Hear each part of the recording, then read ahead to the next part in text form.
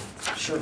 First, have there been any additional shifting or movement of U.S. troops within Europe, units to Eastern Europe, beyond what you've already described, I think, last week? No, sir. And the second question is regarding the lack of media access to the troops who are on the ground there and who are deploying there. Mm-hmm.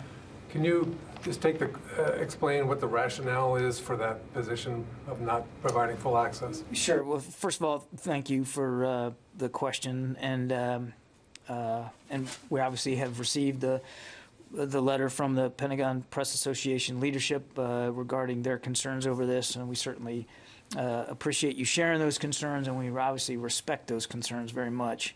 Look, any decision to provide media access to our troops, whether it's in an operational environment or a training environment, is a decision that we take seriously. We don't make decisions to grant access or not to grant access lightly. And there's lots of factors that go into that. Sometimes it has to do with operational security. Sometimes it has to do with how that kind of access nests into the larger strategy that we're pursuing. So what I would tell you, Bob, is, again, absolutely respect the desire to do it. I hope you know how much I respect that, too. We're just not at a point now where we are able to provide that kind of access. And if that changes, believe me, I'll be the first one to let you know that. But we're still working our way through what sort of coverage is best suited for this particular mission.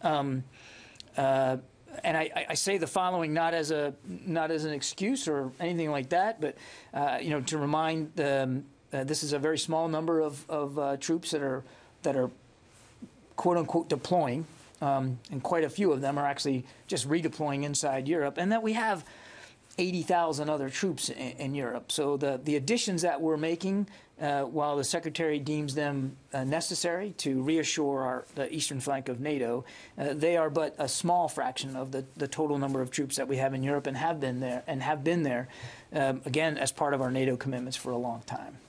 John, is it a host country issue, or is it a strategic messaging issue? Are you worried that Putin could use the images of U.S. troops arriving in Poland and elsewhere and view it as offensive? I mean, what is the thinking here? Yeah, I mean, there's a lot that goes into a decision like this, Jen, and some of it is what is the larger goal here on the geopolitical stage, and what we've been saying, I think, pretty consistently is that we believe there's still time and space for diplomacy. We still believe that there's headspace with Mr. Putin that can be operated inside of. We still believe that he hasn't made a final decision. And so a lot of what we're doing, not just what we're doing, but how we're talking about what we're doing, is designed to make it very clear where the United States' national security interests are and what we're trying to achieve here.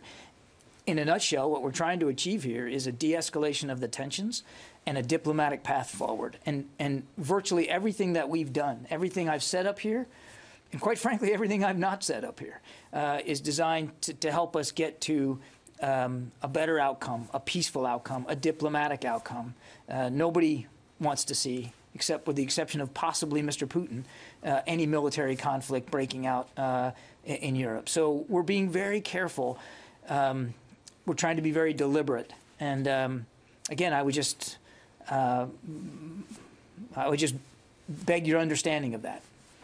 Just to follow up, the 82nd Airborne that's arriving in Poland, there's the Wall Street Journal report this morning that they are going to be setting up tents, checkpoints in the event that Americans have to be to flee Ukraine, frankly, if Russia invades. Yeah. Is that their mission? Can you explain what their mission is? Will there be setting up evacuation points? Are you ruling out sending the U.S. military into Ukraine to help evacuate Americans? There's a lot there. I think you've heard us say consistently that there are no active efforts in play to militarily evacuate American citizens from Ukraine. The State Department has been exceedingly consistent and clear about warning Americans from away from traveling to Ukraine. And the president himself just the other day advised Americans to leave Ukraine, given the current tensions.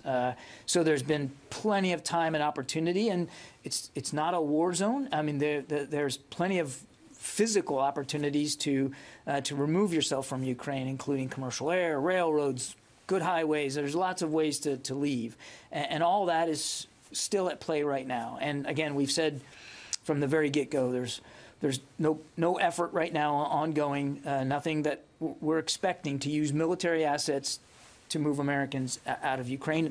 That's the same today.